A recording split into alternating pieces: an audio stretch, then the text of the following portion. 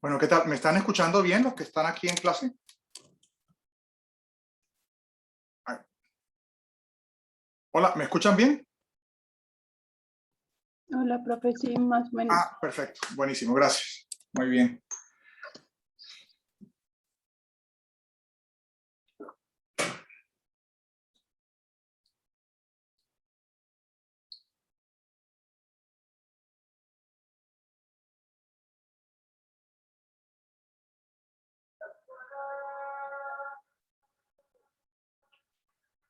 ¿Están oyendo eso? Sí, señor. Eso es el canto del Alamán, la llamada a la oración en una mezquita que está aquí al lado. Qué chévere. ¿Dónde estás, profe? En este momento estoy en Estambul. Ay, qué chévere. Ah, pues mira, ni si lo hubiera planeado. Escuchemos el Alamán y ya les cuento la historia.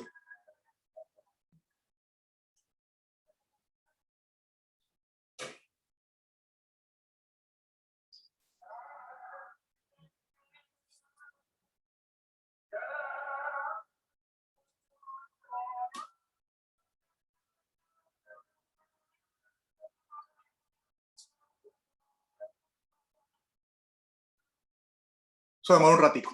Y así le damos tiempo que la gente llegue porque faltan un minuto.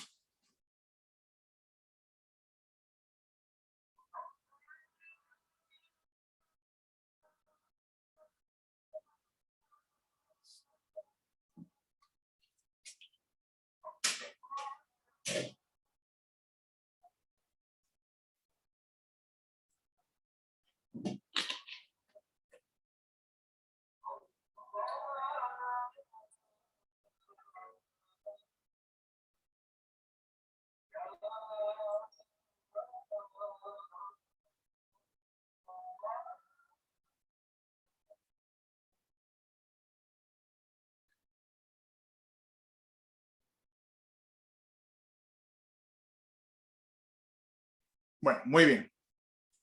He estado leyendo los trabajos que ustedes hicieron y me pareció súper interesante algunos, aquí los tengo. Aquí tengo menos recursos porque estoy con el iPad y solamente tenemos que terminen el Alamán.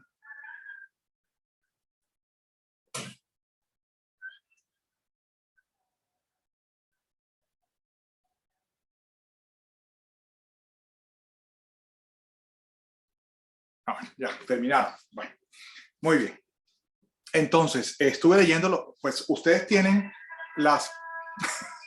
Va a ser un poco complejo esto, dime un segundo. Aquí se oye mucho. Ustedes lo están oyendo también bastante, No, ¿no? no se escucha tan duro igual, profe. No, Ah, aquí te bueno, listo. escuchamos más duro. Ah, bueno, listo, perfecto. Entonces sigo. Aquí se oye bastante. Bueno, muy bien.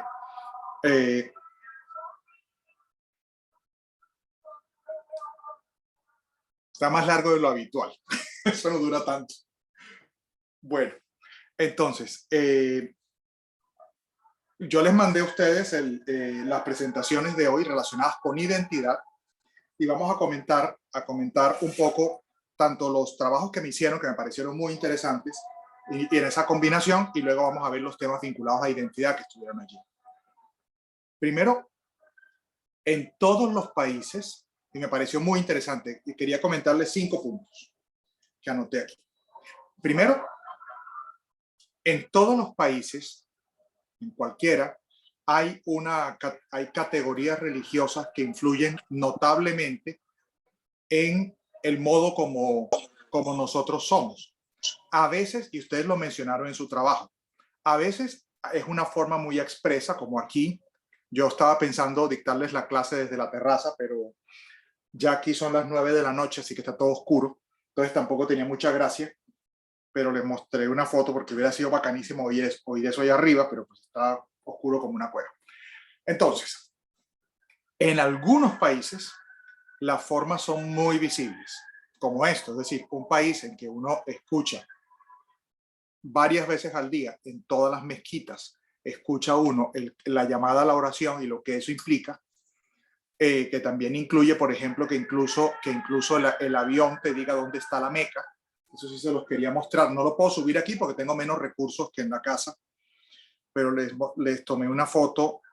Yo vengo de otro país cerquita Entonces, una cosa que me gustó mucho fue esto. Y es que en la aplicación del avión te dicen dónde está la Meca para que puedas rezar. No sé si alcanzan a ver. Entonces, y te aparece en tu servidor. Fíjense que ahí abajo aparece donde, para que uno tenga claro hacia qué lugar está la Meca. Digamos, hay países donde esa identidad es más clara. Y varios de ustedes lo identificaron. Es decir, que los rasgos y la relación con Dios, con el mundo, con el Estado y con la organización religiosa es mucho más expreso. Y varios de ustedes lo identificaron en el trabajo. Y resulta que el vínculo entre iglesia, cultura y identidad y Estado aparece en todos los estados. En Colombia es mucho menos expreso. En Colombia no es tan evidente, pero se expresa de manera muy curiosa en una emoción, que es la emoción de la culpa. La culpa es una emoción profundamente cristiana. Cristiana católica. No les he dicho una pequeña cosa, y es que aquí, como se llama la ciudad de las 1000 mezquitas, ellas se van turnando para contestar y yo estoy rodeado de mezquitas. Entonces, vamos a oír quizá durante media hora que se estén respondiendo todas las mezquitas. Ya van a terminar de responderse. Seguiremos. Si no les molesta el ruido, la llamada a la oración, pues no hay problema. Entonces, en nosotros está una emoción que es la culpa.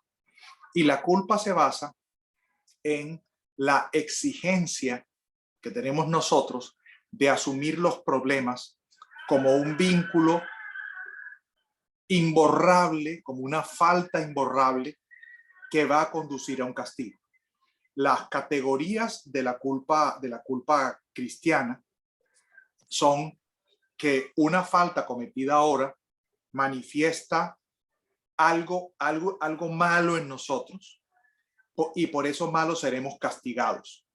Entonces, por eso se manifiesta en frases muy nuestras. Primero, lo que nosotros solemos hacer, distorsiones cognitivas muy fuertes en relación con el daño que hace otra persona. Por eso somos una sociedad mucho más vengativa. Entonces, nosotros asumimos, además, vinculamos esa conducta con el mal y vinculamos, anda, esto está grabándome en el aire, se me va a acabar la... no, perfecto, está bien. Y entonces vinculamos esa falta con la persona. Asumimos que esa persona es radicalmente perversa, que hay algo inadecuado en esa persona.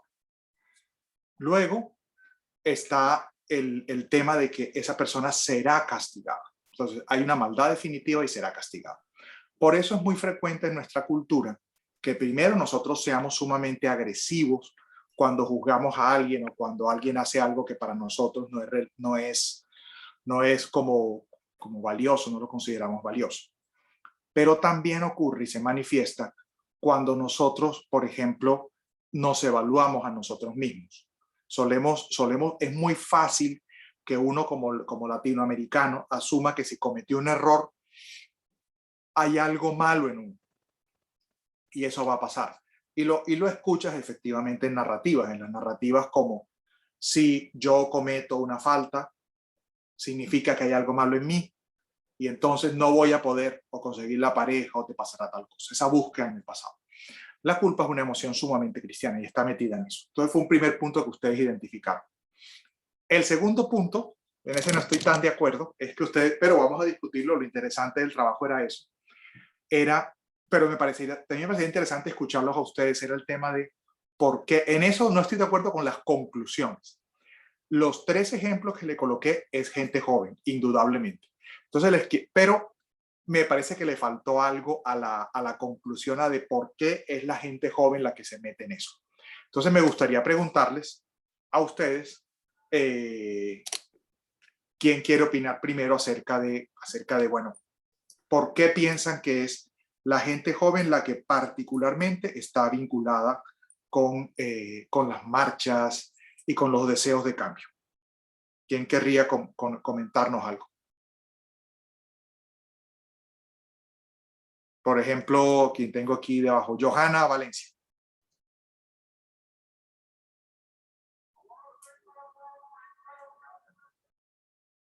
Johanna.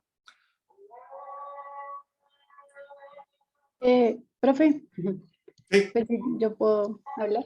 dale, adelante, Eh, Leticia. sí, nosotros pensábamos, pues, con mi compañera, que era más que todo porque, pues, nosotros crecemos como con otra mentalidad. Pues no sé, pues no sé si es que crezcamos con otra mentalidad, pero pues ya tenemos, no sé, como nuevos conocimientos que pues como nuestros padres o abuelos no tienen, ¿sabes? Como que pensamos de pronto que queremos un futuro diferente. Entonces yo creo que por eso es que los jóvenes somos más los que estamos como en estas marchas y en la búsqueda de un cambio o de Es un... una posible explicación. De hecho, lo quise colocar los tres ejemplos porque en las tres marchas, en las marchas en Colombia, en las marchas en Piazza Taksim y en las marchas en el Madame, en el Badián, son particularmente gente jóvenes. Y me parece muy bacano que se den cuenta. Es decir, que siempre se espera, y yo creo que casi todos hemos participado en algún tipo de manifestación, siempre se espera que esos cambios sean liderados y uno en la universidad tiene una postura más crítica. Y sí, digamos, hay algo ahí en el carácter, en la construcción cultural, pero fíjate que hay una continuidad en los tres, en los tres mundos como tan distintos de los que estamos hablando. Así que muchas gracias, Leticia. María Camila. Creo que María Camila fue la que habló y yo solo tenía la mano levantada. Ah, caramba, entonces listo, Leticia, adelante. No, Sí, no, pues en sí, verdad sí, iba a sí. decir como algo similar a María Camila, especialmente porque, pues, por ejemplo, mi papá tiene 81 años y mi mamá tiene 49 y como solo con eso, como que se ve mucho la diferencia, como que son Sí, dos opiniones distintas y no sé qué, y pues como que siento que ya sí, como que las personas mayores simplemente como que no es como que yo creo que piensan que ya vale huevo para ellos porque es que ya están viejos, entonces como que el cambio para ellos quizás no los va a afectar tanto a largo plazo, a diferencia de uno que piensa mucho como quiere como cambiar como cosas que han sido, que pues que se han desarrollado por culpa de generaciones más antiguas. Entonces como que uno piensa como, bueno, todavía tengo como 20 años, lo que sea, pero todavía tengo tiempo quizás de hacer un cambio y quizás todas las personas de mi edad también se quieran unir porque pues queremos un mejor futuro, porque pues la gente que está mayor como que ya están como al final de sus vidas y es como, bueno, pues en 10 años, quién sabe si van a seguir vivos y pues como que no piensan mucho así. Entonces como que sí es mucho eso y quizás también hay mucha gente que puede marchar también como en contra de sus papás y como lo que piensan, como las opiniones que ellos tienen, especialmente como se ve mucho como en temas políticos y eso. Entonces sí, como que lo estaba pensando así. perfecto, genial. Muchísimas. Andrés, dale, yo voy a cerrar la ventana a ver si así logro que no se escuche todo. Eh, bueno, yo pienso que como que la población de los jóvenes es una de las que más activamente ha participado en este tipo de movilizaciones.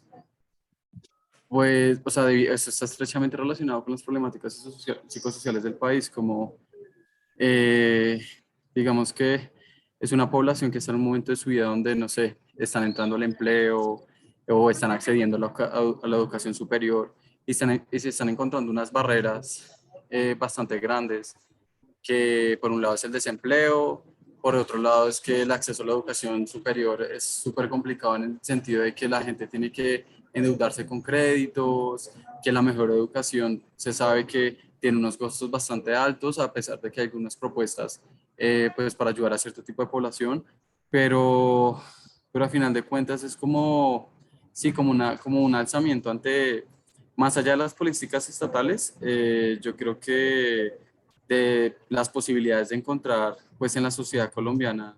Andrés, pero Eh, ¿cómo me vinculas?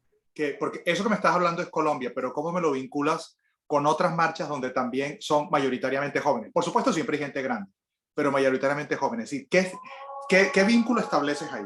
Por qué los jóvenes? por esas problemáticas particulares que se configuran y que en un punto específico afectan a los jóvenes. Lo que yo decía ahorita, el desempleo no es una cosa que solo se vive en Colombia, o las posibilidades finalmente son escasas, muchas veces independientemente del sitio en el que tú estés, como que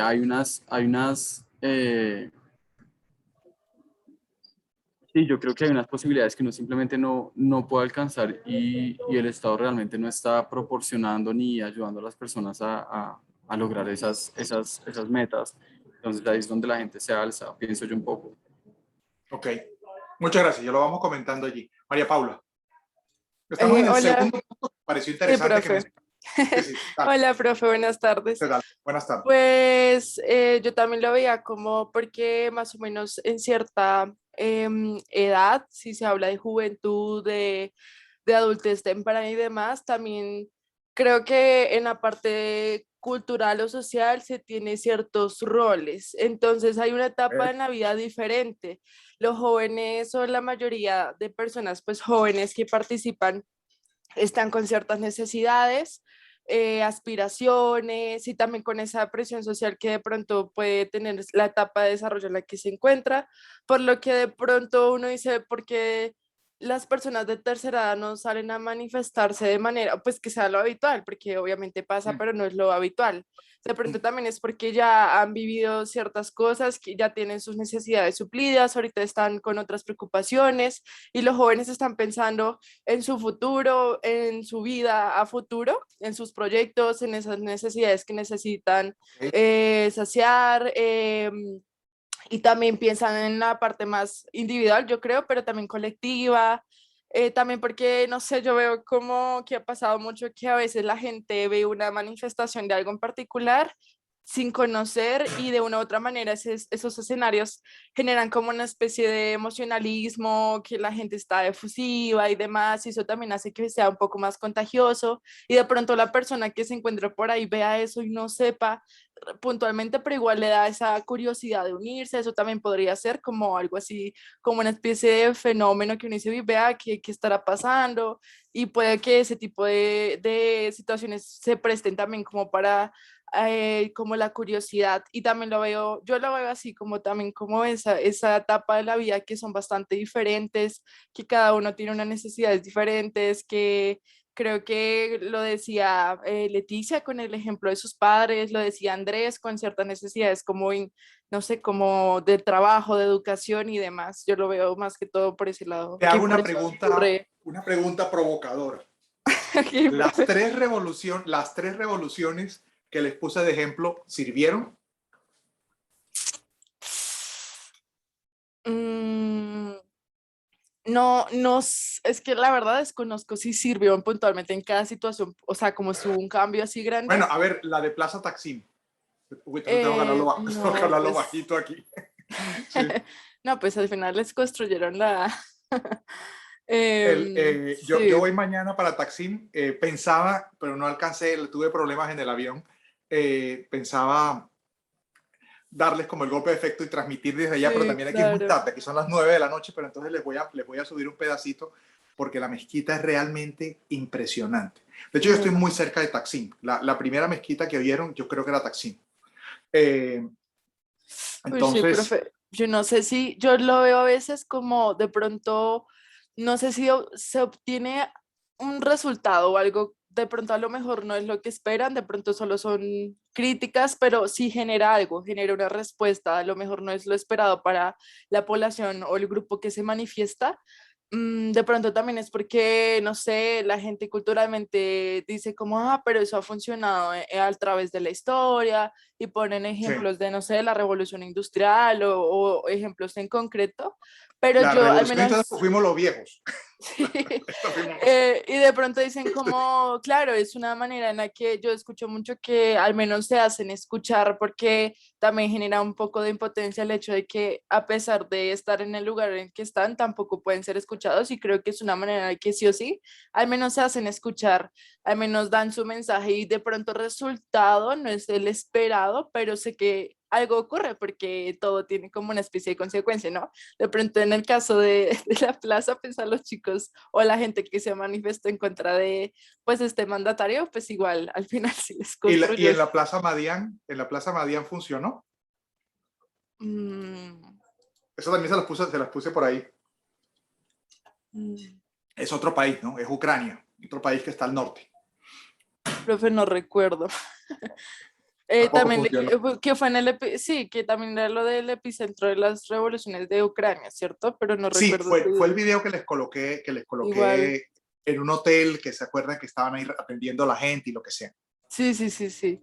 Sí. Sí, profe, pues no sé si actualmente siga sirviendo, como digo, yo siento que Tampoco. sí ocurre, exacto, yo siento que de una u otra manera igual tiene un resultado, de pronto no es el esperado para No, la ya, gente ya que vamos a se meternos, tranquila. manifiesta. Yo no estoy diciendo que no se haga, estoy colocando 3 puntos, porque recuerden que la idea de la clase, y me parece genial, la idea de la clase es que quiero mostrarles unas cosas. Primero, que uno se puede encontrar gente muy parecida a uno al otro lado del mundo y gente muy distinta a uno al lado de su casa.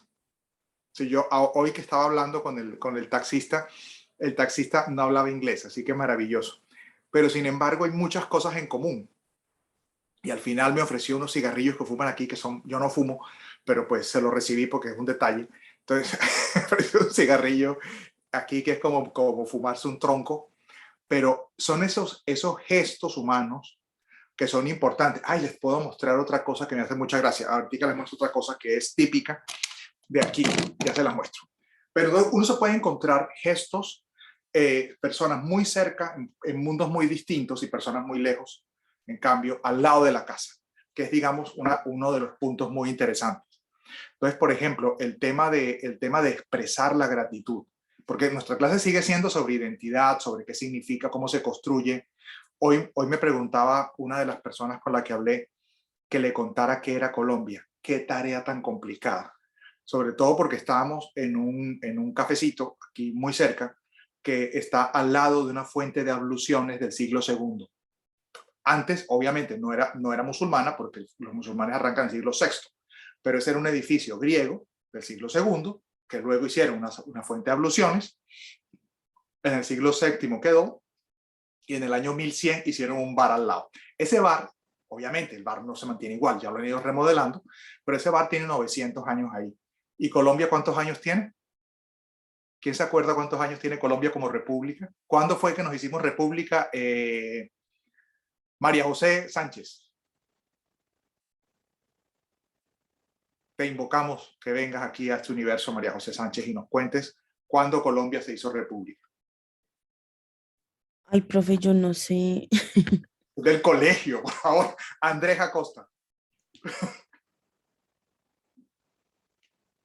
Andrés, te invocamos. Ya, sí, sí, profe, qué pena. No, exactamente. 1810, te ganó María Ajá. Paula, sí. Sí, Es decir, sí, sí. ese barcito tiene 4 veces la edad. Pero entonces, estando uno tan lejos, fíjate que las preguntas sobre la curiosidad, entonces el tipo, le hablé del café y me dijo, ay, te tengo que prestar para que mañana tomes café. Pero se le olvidó que nosotros hacemos el café distinto. Pero déjenme les muestro cómo se hace café aquí.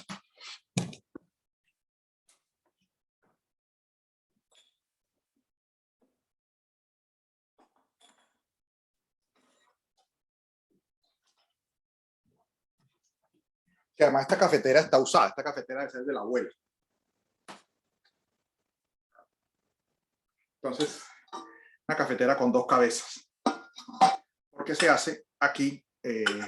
Yo la verdad, esto no sé cómo se usa, me tienen que enseñar cómo se usa. Pero fíjense, son los gestos como de detalle, que se lo robó a la abuela y me lo trajo. No, para que te acuerdes de tu país, aquí te hagas café. Pues yo no tengo ni idea cómo se usa esta cafetera.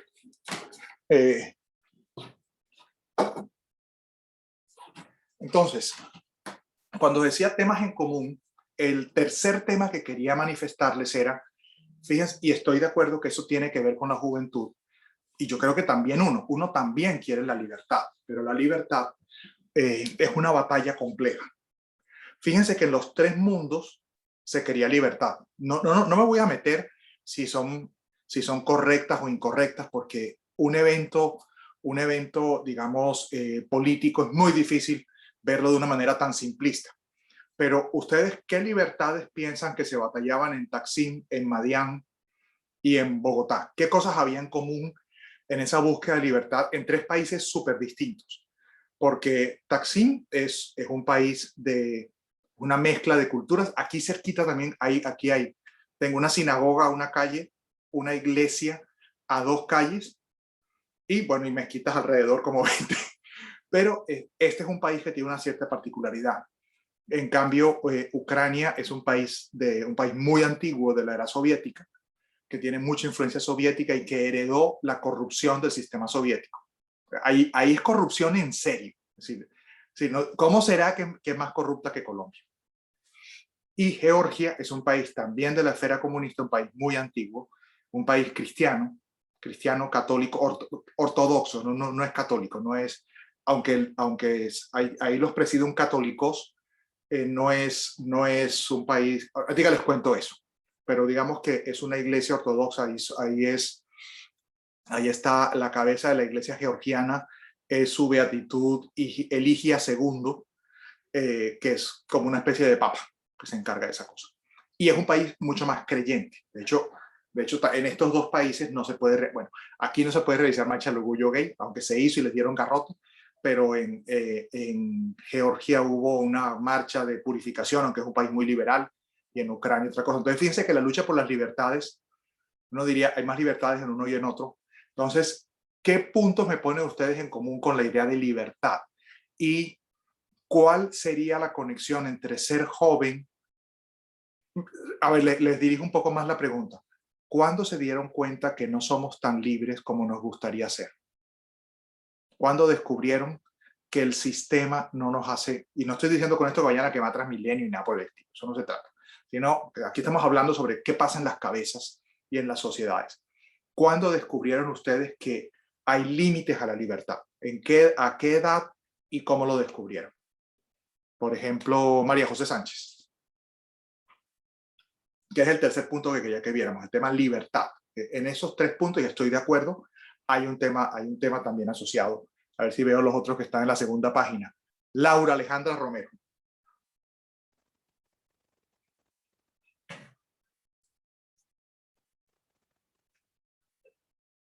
Oigan, yo les propongo una cosa. Yo no sé si ustedes se imaginan lo que es ver esto. Eso es una cantidad de pantallas negras. Entonces, si de vez en cuando prenden la cámara algunos, los que tengan, los que no les moleste, sería interesante para que yo no le hable a cajas negras. Y luego, sí, porque es un poco desanimante. De verdad, yo me traje hasta luces y esto para acá. Y digamos que ayuda un poquito a que uno no se sienta como que está hablando solo. Entonces, muy bien. El tema es libertad. ¿Quién quiere contarnos algo? ¿Quién quiere opinar sobre libertad? Y las nociones diferenciales de libertad. ¿Qué es lo que básicamente queremos? Andrés, tú mismo, que tienes cámara puesta, y luego María Camila. Es que sí, más bacano porque yo no tengo ni idea quiénes son ustedes. Y si yo me los encuentro en la calle, no voy a saber que les di clase. Y en cambio ustedes conocen mi casa, dónde me estoy quedando en Estambul, todo esto. En cambio, digamos que eso también es como y la universidad nos ha dicho que podemos, incluso las clases remotas, podemos tener alguna clase presencial, que es lo que les decía yo desde el inicio. Por supuesto, no les quiero complicar la vida porque yo sé que hay muchos que están en su casa en las regiones, que no están en Bogotá. Entonces, transmitiríamos la clase con los que estemos en octubre. Ahí voy a dar tiempo, tengo que pedir cupo, una cantidad de cosas, pero vamos a hacer para que tengamos alguna clase real, porque esto es de verdad horrible. Bueno, entonces, ¿quién quiere contarnos del tema libertad? ¿Cuándo descubrió, o siguen pensando que somos libres? María Camila. No, profe, pues no sé. O sea, yo creo que uno se da cuenta que uno no es suficientemente libre, como de hecho ya cuando está en el colegio, ¿no? Porque tú estás realmente como, pues una vez un profesor me lo dijo esto, algo así, no me acuerdo muy bien, pero dijo, dense cuenta que acá están encerrados, todos usan un uniforme, todos tienen unos horarios. Entonces dijo como, ¿eso qué se diferencia? O sea, ¿qué diferencia tiene eso a una cárcel? Y todos quedamos como... Entonces, pues yo siento que desde ahí se ve que no somos suficientemente libres, ¿no? Pues no sé. Tengan en cuenta una cosa además, y es que esto que estamos haciendo, el esquema académico tradicional, parte de la idea, esta clase yo he procurado que no sé si porque esta es una clase vygotsquiana, que ya les contaré por qué, al final les cuento por qué considero que es importante. Y no todos tienen que ser así, pero en general las clases parten de la idea y tienen una estructura, algunas de las cuales yo creo que es muy difícil cambiar, de que el profesor es un experto y que todo el otro conocimiento no es válido. Yo no creo que eso sea exacto, y no porque lo diga yo, sino porque lo plantea Vygotsky, porque resulta que siempre hay cambios. Fíjense que aquí estamos hablando 2 generaciones. Yo tengo, pues por supuesto, una cantidad, porque así funcionan las universidades, tengo una cantidad de preparación para poder decir esto, que no soy un tipo echando los cuentos que le pasan por la cabeza, pero la idea del diálogo entre generaciones, eso falta todavía mucho para que funcione así, es decir, cómo que la estructura permita que el profesor aprenda. Ojo, y eso uno siempre lo hace. Yo soy psicoterapeuta hace mucho tiempo y yo dirijo una cosa dirijo no, porque ni siquiera lo dirijo yo, o sea, yo no mando, una experiencia vygotskiana, que son unas reuniones que hacen muchachos muy jóvenes de colegio, aunque hay un pelado que es de la universidad ya, que está como en 3er semestre, con empresarios. Ayer tuvieron una, yo no pude porque yo ya estaba en otro país por aquí cerquita, entonces no pude estar, aunque yo siempre estoy, para ver si les muestro una foto de unas típicas cosas. Oh, Dios mío. Dame un segundo que es mi... You forgot your, I think, clothes or I don't know, like shirt, I think, the transfer car. The guy was calling me to say that actually, and he can be by the building around 11:30. So I'm not sure if you'll be awake that time, so he can handle it to you. Ok, perdón. Bueno, ya tendría que responder esta cosa. Un pequeño rollo. Bueno, dejé en el aeropuerto una vaina, pero mira, me la van a devolver, esto es una maravilla. Les quería entonces, les quería mostrar lo de la clase vygotskiana, en un segundo.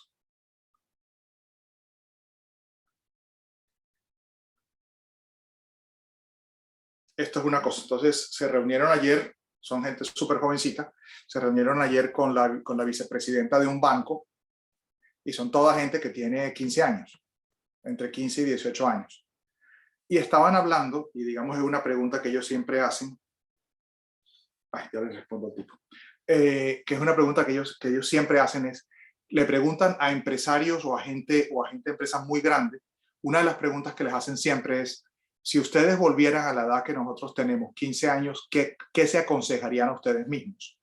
Lo que planteaba Vygotsky es que muy frecuentemente la misma estructura escolar rompe la posibilidad del aprendizaje sumativo. Es decir, a poner un ejemplo, yo tengo una cierta visión acerca de las marchas. Yo creo que tienen alguna importancia porque manifiestan, pero si eso luego no conduce a una propuesta que funcione, no pasa nada. Y luego, por ejemplo, yo creo que muere demasiada gente. Creo que entendiendo la historia del mundo y dándose cuenta que las marchas en general lo que producen son muertos, uno diría, hay que hacer algo sumado, es decir, que no puede ser simplemente que la gente vaya, que la maten, sino que se manifieste esa inconformidad, pero luego hay una propuesta que funcione. Yo pienso, por ejemplo, la propuesta económica que salió, la marcha colombiana, por ejemplo, al final no había ninguna propuesta objetiva. Había una cantidad de gente y luego empezó a hablar FECODE como si fuera de la marcha y son un poco de gordos que han vivido siempre del Estado y que proponían cosas irrealizables. Entonces uno dice, estos muertos no valieron la pena. O el caso de estas otras dos marchas, de estas otras marchas que uno dice, faltó cómo finalmente cerrar que eso funcionara. Obviamente no estoy diciendo que Vygotsky tuviera la solución, porque de hecho Vygotsky acabó muerto por Stalin. ¿Saben esa historia? Resulta que Vygotsky era un comunista convencido. Yo no soy comunista, creo que eso no funciona en ninguna parte. Pero Vygotsky sí creía en eso. Estamos hablando inicios del siglo XX. Y él se dio cuenta que se había perdido el talento, que es uno de los problemas típicos de las sociedades. Por ejemplo, en Colombia se pierde mucho talento. La gente más talentosa es la gente que le cuesta, que es más fácil que se mueva y se vaya del país, y la gente que se escapa más fácil. No sé, en estos días un político, no voy a decir el nombre, propuso que había que cobrarle más a no sé cuántas personas. Y pues a esas personas a las que él piensa cobrarle, con un dedo transfieren toda su plata a otro país y se van. Y se va la gente que puede hacer las cosas. También con la pérdida de la esperanza se va la gente joven más valiosa.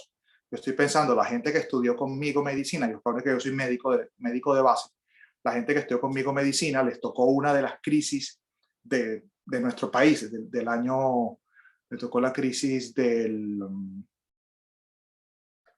año 2000, creo, ¿sí? Y entonces la mitad de mi promoción está en Estados Unidos, o está fuera del país, o está en Canadá. Entonces se pierde muy fácil talento. El talento es más fácil que huya, porque es gente que tiene habilidades y tiene cómo escaparse. Entonces, ¿qué pasa? Vygotsky vio esto. Con la caída, ahí sí tengo que decirles una fecha, ustedes recuerden que antes estaban los zares. Los zares caen en la revolución de 1910, cuando comienza el comunismo. Entonces, ¿qué pasa? La gente más formada de esa época eran los nobles, que eran los que tenían plata para ir a las universidades, porque finalmente para tú estudiar y dedicarte a estudiar y a estudiar y estudiar y conocer, tiene que entrarte plata por algún lado. ¿No es cierto? Esa es la realidad. O consigues becas o hay algo que te hace que tú seas capaz de conocer las cosas de primera mano. Entonces, ¿qué pasó? Él se dio cuenta, él era psicólogo, acuérdense, de los primeros psicólogos rusos. Él se dio cuenta que la mayor parte de la nobleza formada de la Rusia imperial se va de Rusia. Y él dice, y se quedan algunos. Entonces él dice, hay que lograr formar una generación de gente que tenga capacidades para liderar el país, para construir, y tenemos que hacerlo de una forma sumativa. A ustedes les sonará la zona de desarrollo próximo, ¿no es cierto? ¿Les suena? Entonces, eso lo planteaba él, que yo necesito colocar a una persona con mucho conocimiento y experiencia con gente joven, pero no al estilo tradicional de decirles vainas y aprendan esto de memoria, sino a ayudar a que esta persona que iba a crecer hasta aquí, porque tiene este tipo al lado, crezca hasta acá. No va a crecer igual que él, porque le faltará tiempo y proceso, pero lo que te va a decir no son contenidos que tú consigues en los libros. Lo que te va a decir es lograr establecer vínculos, que es lo que uno aprende de viejo. Entonces es una lástima que ese recorrido se aprende y luego se pierde. Y se pierde porque o de un lado, quizá la persona más vieja puede ser paternalista o puede ser como muy impositiva o no explicarte por qué ve el mundo así, no darte razones.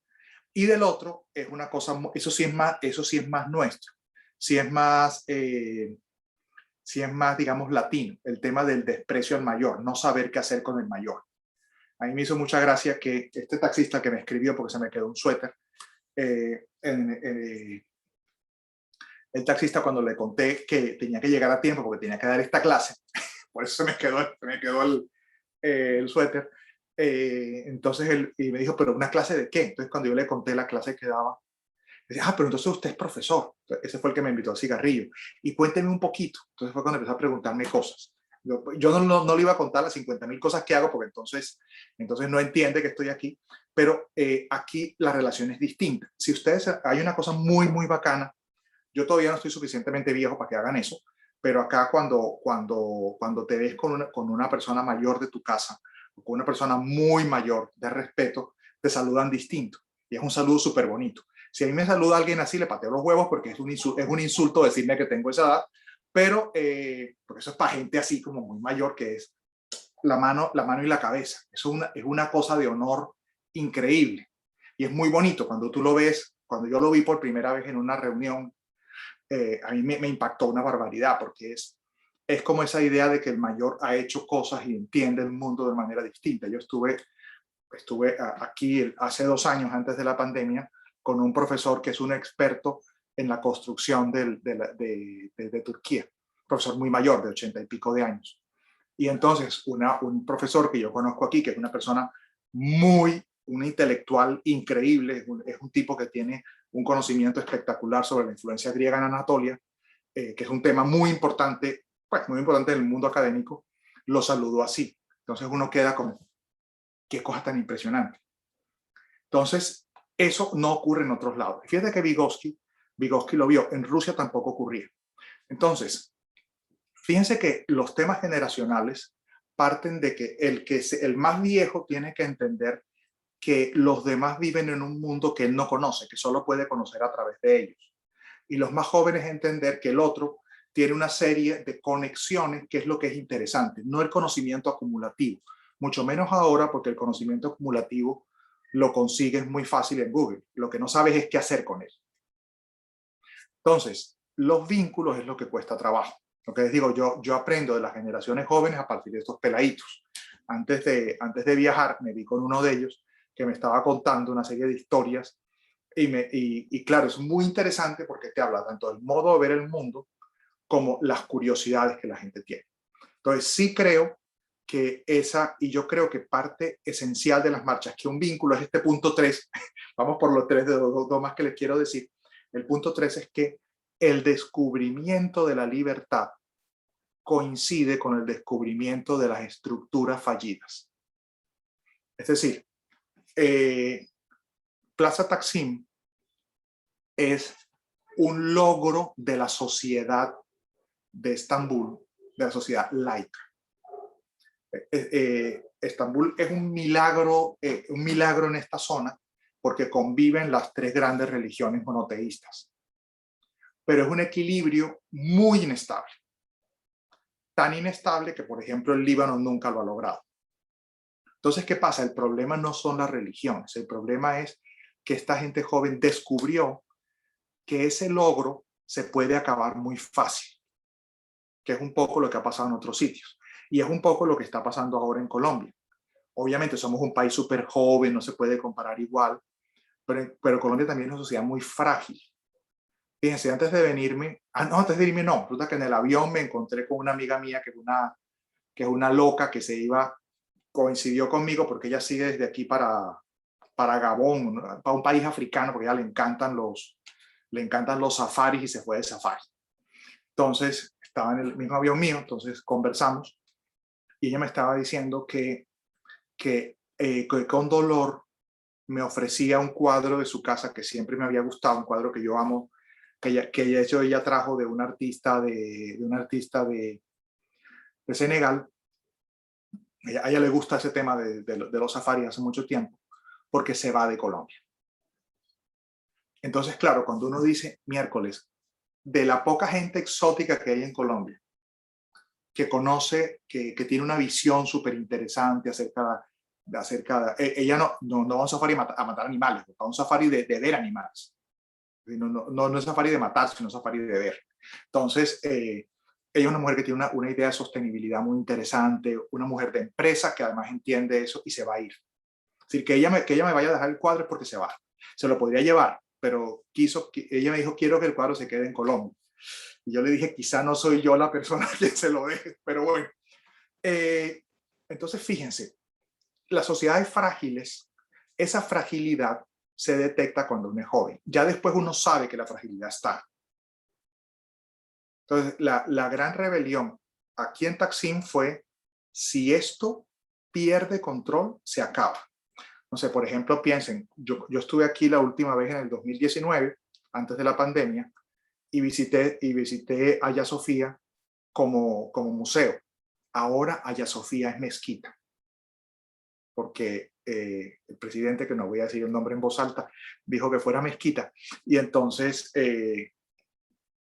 pero eso es súper importante, porque Hagia Sofía fue una iglesia cristiana cuando Estambul era Constantinopla. Luego fue museo, luego fue mezquita. Y hubo un momento que el fundador de la nación turca decidió que fuera museo. Este retorno a mezquita es irreversible. Plaza Taksim, ustedes vieron que la marcha, entonces fíjense que no está tan lejos, es la misma preocupación de percibir la fragilidad, y esa fragilidad ocurre allí, ocurre también en lo que ocurrió, en lo que pasaba en Madián, que Madián es gente joven cuyos papás conocieron el bloque soviético. Entonces ellos lograron la libertad económica. Ellos vivieron el comunismo real, ese comunismo real que queremos poner en Colombia, ellos ya lo vivieron, se dijeron que no servía. Y entonces ellos llegan, los papás les hablaron del logro, y ellos tienen 13 años en los cuales descubren que cambiaron unos déspotas por otros, que es lo que pasa en muchos sitios. Entonces se dieron cuenta que era muy fácil que eso volviera a caer. Entonces fíjense cómo es la pérdida, esa visión de la sociedad frágil lo que lleva a la marcha. Ahora, ¿se logra cambiar tan fácil? No, lamentablemente los ciclos de las naciones son distintos. ¿Es importante que ocurra? Yo creo que sí. Entonces, cuando uno piensa, por ejemplo, en la primavera árabe, ¿sí le suena? ¿Le suena la primavera árabe? La primavera árabe fue una cosa maravillosa, terrible, como la historia. La historia siempre es maravillosa, terrible. Comenzó en Túnez, un país con muchísimos problemas al norte de África, cuando la corrupción estatal estaba un vendedor ambulante, y este vendedor ambulante se mamó de que le pidieran ¿cómo se llama esto? Sobornos. La policía le pedía sobornos, cosa que pasa también en Bogotá. El tipo que vende chitos ahí en la esquina, la policía le pide plata. Entonces este tipo se mamó de esa vaina y se echó gasolina y se prendió. Y ese fue el inicio de la primavera árabe, porque habían comenzado las redes sociales. Entonces la gente joven vio esa escena y al ver esa escena se marchó y se encendió todo el mundo árabe. Entonces todo el mundo soñó con que eso iba a cambiar la sociedad, a cambiarla nuevamente. Ojo, acuérdense que Afganistán en el año 75 era una monarquía y las mujeres iban en Kabul, iban vestidas con libertad, hoy coincidí, hoy tenía alguien con burka al lado, pero no tuve cómo tomar la foto que no quedara yo como a que respetar a la gente, pero era una típica foto que muy curiosa, 3 señoras con burka con un poco de maletas. Y se le veía a una de ellas un zapato espectacularmente caro. Entonces, estas cosas curiosas de las sociedades. Entonces, lo que les decía sobre eso es que esa fragilidad se manifiesta y es importante. Quizá lo que le pasa a uno de mayor es que uno sabe que eso no termina. ¿Sí? Que tiene que haber otra cosa y hay un poco de desencanto. Eso sí se los puedo confesar, que uno dice, esto no va para ningún lado. Cuando comenzaron las marchas en Bogotá, yo vi los políticos que se sumaron y yo dije, esto no va para ningún lado. No va para ningún lado porque al final tú tienes que llegar y concluir algo. Entonces, ¿qué pasa? La primavera árabe enciende todo el gran bloque y genera el único país que logró algo de democracia fue Túnez y ya dio reversa. Pero los demás siguieron igual.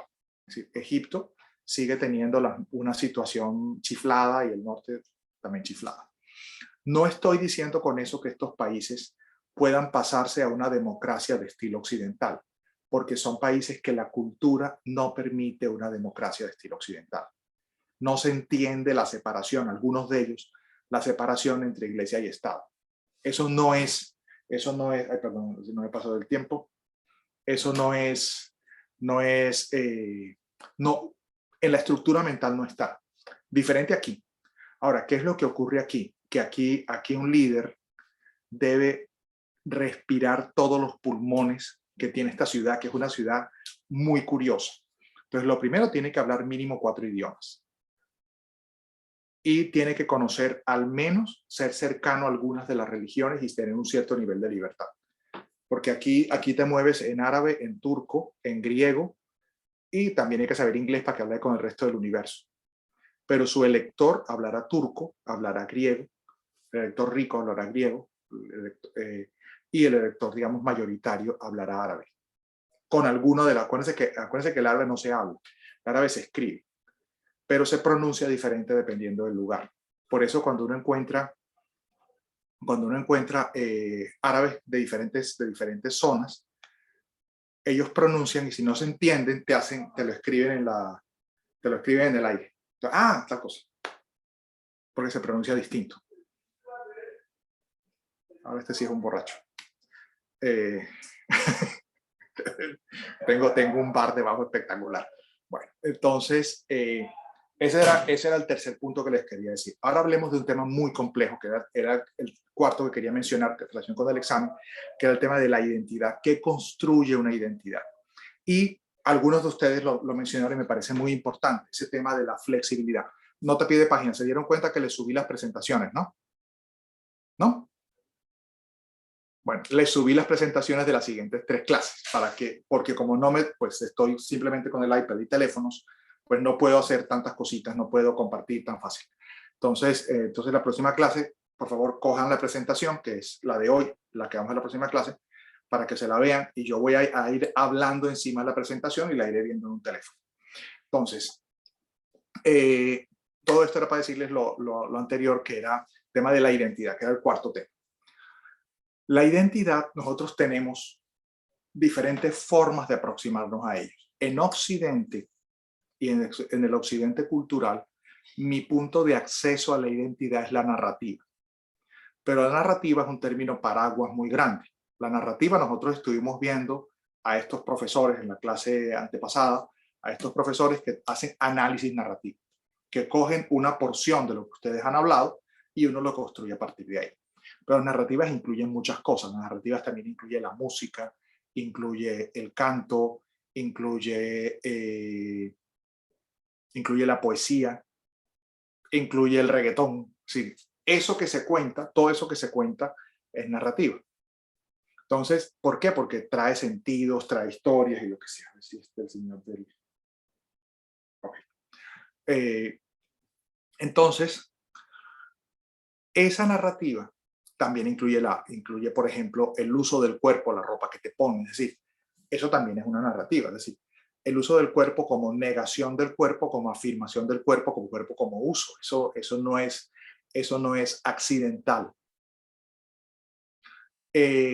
También lo que significa la ropa, que no es solamente en relación con los usos del cuerpo. Es decir, uno puede reconocer la clase social de alguien por la ropa que usa. Incluso uno puede reconocer que una persona está fingiendo en Occidente una clase social por la ropa que usa, porque usa la ropa de las marcas correctas, pero usa demasiadas marcas. Por ejemplo, ¿se han dado cuenta de eso? Entonces, fíjense que eso también es un lenguaje. Andrés, si vas a decir algo, tienes el micrófono apagado. Dale, Andrés, te escuchamos. No, profe.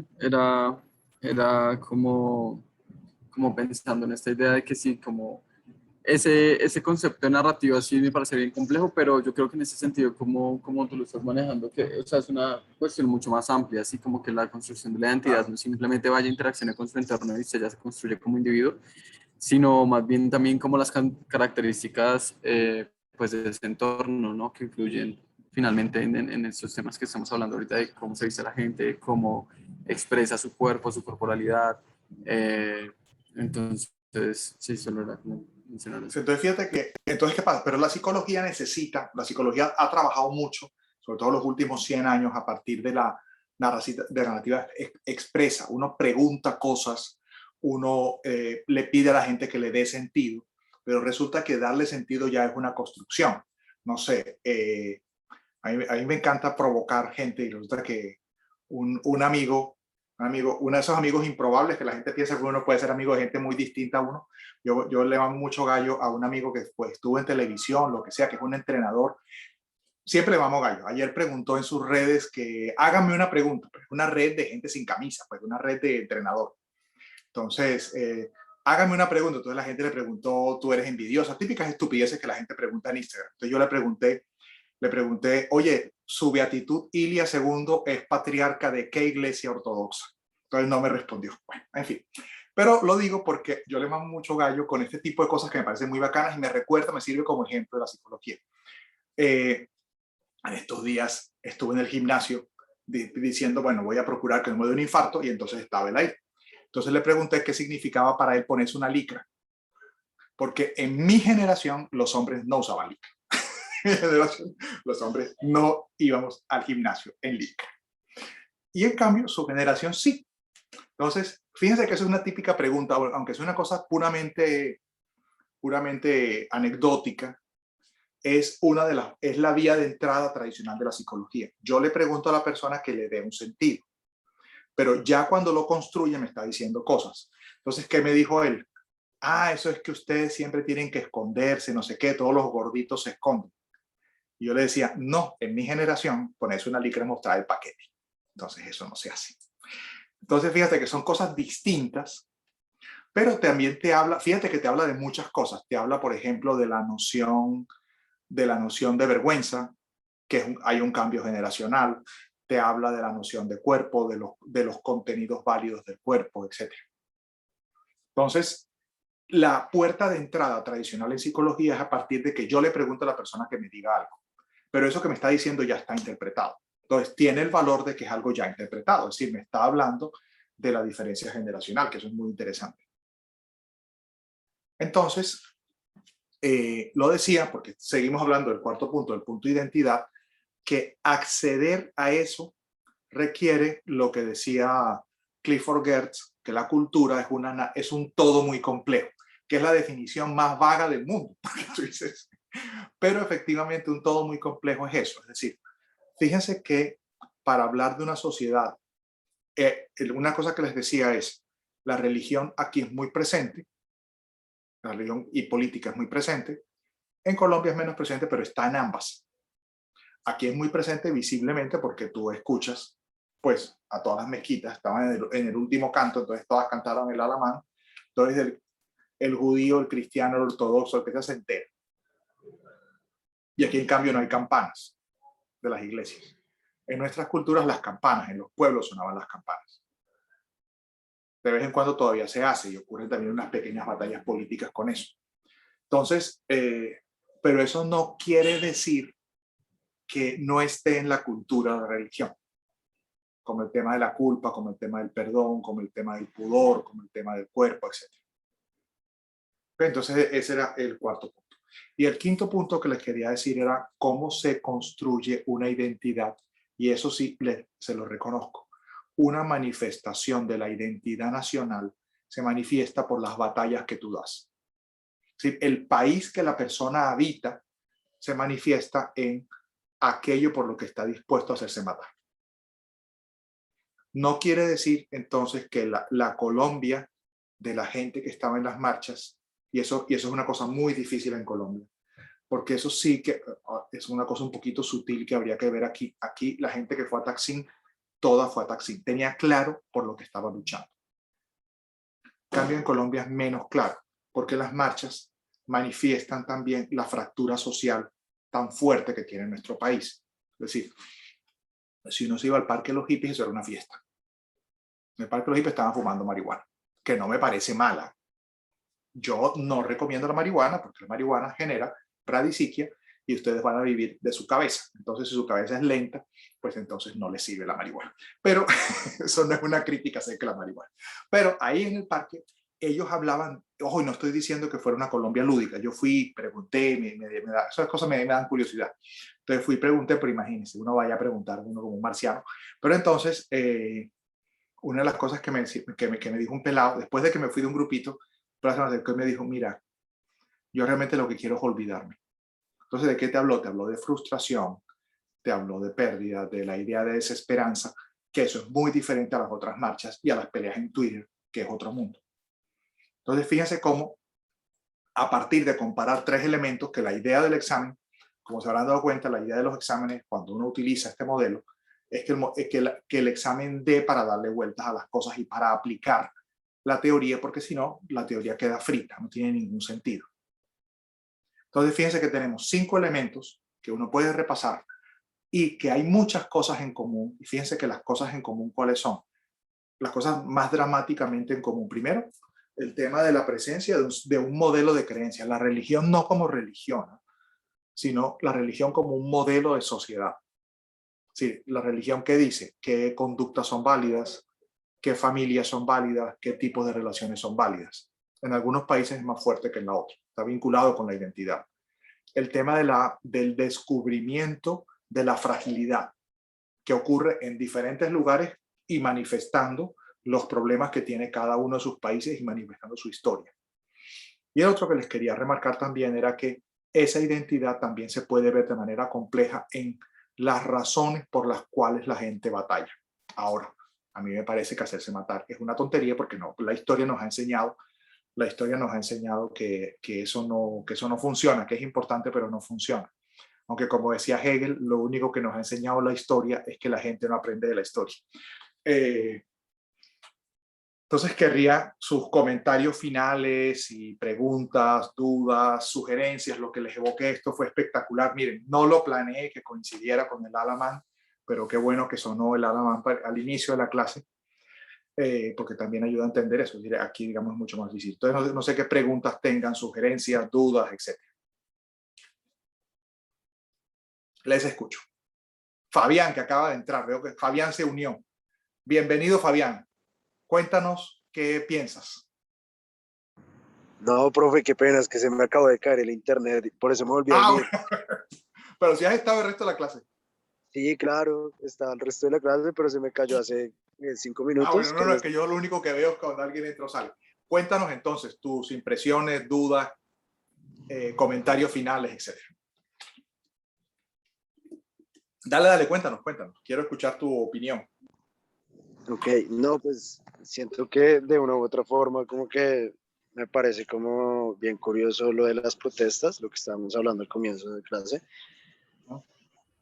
Y pues como estas empiezan a desarrollar siempre como en los contextos jóvenes, como lo que estábamos diciendo, y como las ideologías de cada país y como las culturas y eso también van influyendo en la manera de pensar y pues en la manera a las que se van dirigiendo como esas marchas, ¿no? Y esas protestas. Eso es como querer cambiar de pensamiento, ¿no? Porque pues no siempre se intenta buscar como lo mismo en todos los países, ¿no? Como que también lo que veníamos hablando. Efectivamente, y además te habla pues también de la formación. Me parece interesante. Muy bien, comentarios finales o dudas o preguntas. Bueno, y les recuerdo, avisos parroquiales.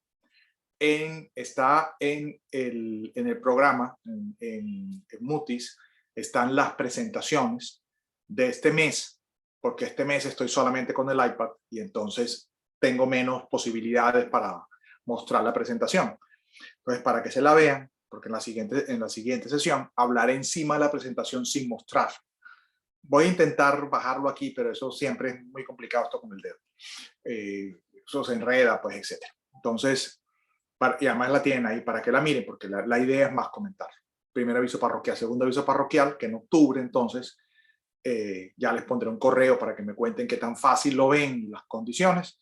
Tengamos las clases, si es posible, las clases finales, tenerlas todas presenciales, aunque se emitan remotas para la gente, porque la verdad es que esto no tiene sentido. De hecho, una cosa que noté es que aquí nadie está usando tapabocas. Yo era el único. Los turistas usamos tapabocas.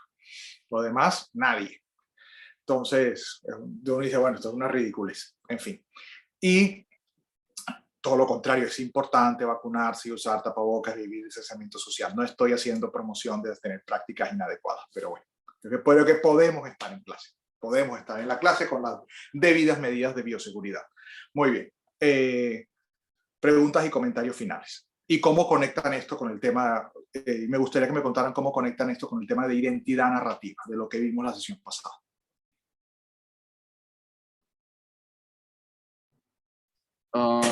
Cuéntanos. Pues yo creo que es un tema bien complejo, realmente la construcción de la identidad. También me pareció siempre súper importante. De hecho, ahorita estoy como tanto en un proyecto de intervención, de acompañamiento psicosocial con mujeres afrocolombianas desplazadas aquí en Bogotá, y Genial. estoy intentando pensar como eso, como la resignificación y reconstrucción de la identidad a partir de prácticas culturales que también entran dentro de ese componente narrativo, ¿no? En el caso específico yo estoy viendo como la música, pero hay tantas expresiones que dan como un relato de la identidad de las personas y son expresiones que se convierten en parte del día a día y en ese sentido en parte de la identidad. Entonces, ¿Qué has sí, conocido de la música afrocolombiana? He estado explorando muchos como artistas y diferentes como géneros, el bullerengue y lo que hay de fondo, los alabaos también, como también son como cosas que relatan historias y asimismo es la construcción de una identidad un poco más colectiva, ¿no? Pienso yo. Entonces, sí, se da uno cuenta que la identidad es un proceso que dependiendo de donde tú hayas nacido se construye de maneras particulares. Y es súper interesante la historia. No podemos meternos demasiado en eso, eso da para dar un curso entero. La identidad, en general, uno tiene una visión del mundo afro como si fuera todo el mundo junto y que van. Sí, obviamente son muy diferentes los raizales afro que tienen cultura inglesa y que llegan más tarde, las emigraciones al Caribe son muy variadas y la costa pacífica es muy variada y tiene orígenes distintos y también prácticas culturales distintas y prácticas musicales distintas. Es muy diferente la cultura del palenque en Cartagena a la cultura del Pacífico del sur del Chocó, porque tiene un origen histórico distinto, porque la migración fue distinta y también sus modelos de creencia fueron distintos. Es muy, muy interesante. Así que no, pues genial que nos cuentes eso. Eso a mí me parece muy bacán. Y por ejemplo, todo el tema de la santería. En Colombia tuvo muy poca penetración y hay razones históricas para eso. Y en cambio tuvo mucha penetración en Cuba. La santería cubana es apasionante. Aquí no tengo, pero yo les mostré cuando estaba en la casa. Hay muchas cosas de santería que son muy interesantes y eso lo tiene un poquito caricaturizado. Pero las prácticas religiosas, por ejemplo, el ombligar es una práctica que me parece maravillosa. ¿Saben qué es eso? No, profe, Micrófono. no ¿Qué? recuerdo. ¿No? No, profe, El yo no. El ombligar es una práctica fundamentalmente del sur del Chocó que parece ser que viene de una zona muy concreta de Bantú. Eso sí, no he encontrado a alguien que lo diga con claridad. Pero el ombligar es que cuando el niño nace, ese cabito que queda del ombligo lo entierran en algún lugar. Y ese lugar en que se entierra es tu verdadera patria. Entonces, esa es la práctica del ombligar. El lugar tuyo es donde tú estás obligado. Que es apasionante porque te genera un vínculo con la tierra que es muy diferente a nuestro vínculo con la tierra, que es un vínculo mucho más fluido. Y fíjate que además es un vínculo construido, no es donde naciste, sino donde tu familia dice que es tu terruño, que es tu lugar. Eso es súper interesante. Y fíjate que es una práctica que a uno le parece natural. Cuando uno dice, no, ¿de dónde naciste? Uno dice, pues, donde reconoce uno su herencia. Yo pienso que soy fundamentalmente guajiro. Pero fíjate que y yo soy consciente que no soy el guajiro promedio de lejos. Y mucho menos soy el guajiro de las caricaturas. Pero en cambio, porque uno reconoce ahí como su origen, reconoce ahí algunas raíces que le parecen importantes, ahí descubre uno el mundo. Hay una frase que me dijo a mí un profesor cuando estaba haciendo un doctorado en Italia, así que un tipo que no conocía nada de Latinoamérica, y él me decía, para ser universal primero hay que ser de pueblo. Y me parece una frase que uno puede dar un seminario acerca de eso. Y yo estoy de acuerdo, para ser universal primero hay que ser de pueblo. Pues fíjate que en la costa pacífica, en esas zonas donde se vive esa práctica, se te obliga. Esto es interesantísimo. Hay una pelea de gatos, pero ya les cuento porque es interesante eso. En la costa pacífica dicen dónde te obligan porque es una decisión de los papás, establecer ese vínculo con la tierra. Y ese vínculo con la tierra es un vínculo muy físico. El tema de los gatos es que Estambul está muy vinculada a los gatos por varias razones. Primero, el profeta Mohammed, hay una narración en el Corán de que él se corta la ropa porque había un gato dormido encima de la ropa. Entonces, para no despertarlo, le corta la ropa. Entonces, es un animal muy respetado. Además, es un animal que el Corán dice que el que mata a un gato es una falta muy grave y entonces solo se le perdonará si construye 7 mezquitas. Y luego hay otra cosa súper interesante con los gatos y es que aquí, durante una de las múltiples problemas que una ciudad que tiene 6.000 años, pues ha pasado de todo, en una de las múltiples crisis, los gatos fueron los que salvaron la ciudad de una infestación de ratas. Entonces, cuando uno circula por Estambul, está full de gatos. Es la ciudad de los gatos. Entonces, ahí estaban discutiendo dos gatos. Uno los deja discutir intensamente porque ya saben que el que atenta contra un gato solo se le perdonará si construye 7 mezquitas. Y yo estoy de acuerdo con eso. Y yo creo que después de 7 mezquitas, si tú haces un daño a un gato, ni siquiera con las 7 mezquitas te mereces el perdón. Pues nada, nos vemos aquí. Dime, María Camila. Ay, profe, yo tengo una pregunta, pero es más como, ya que tú sabes como del tema. ¿Por qué los perros no pueden entrar a la casa? Depende de la cultura. Depende de la cultura. Ten en cuenta que el perro es visto en algunas culturas, y sobre todo en las culturas cristianas, es visto como un contaminador. En otras culturas es visto como el vigilante, entonces el vigilante está afuera. Pero no es por temas de contaminación, es una regla cultural. Ah, ok. Ok, perfecto. Ojo, y aquí que está full todo de gatos, los gatos son callejeros. Los cuida el distrito. Los cuida el distrito de la ciudad de Estambul. Están todos gordos, espectaculares. Entonces, yo tengo una foto de unos gatos aquí que la acabo de tomar que me pareció espectacular. Mira, se las muestro y ya con eso terminamos la clase. Porque me pareció increíble la foto de los gatos. Todos los gatos, como esto está full de gatos, ya no está haciendo fresco, pero bueno, a ver si la encuentro fácil. Ah, no, busquemos gatos, más fácil. A ver si Google me sorprende y encuentra la foto fácil diciéndole gatos.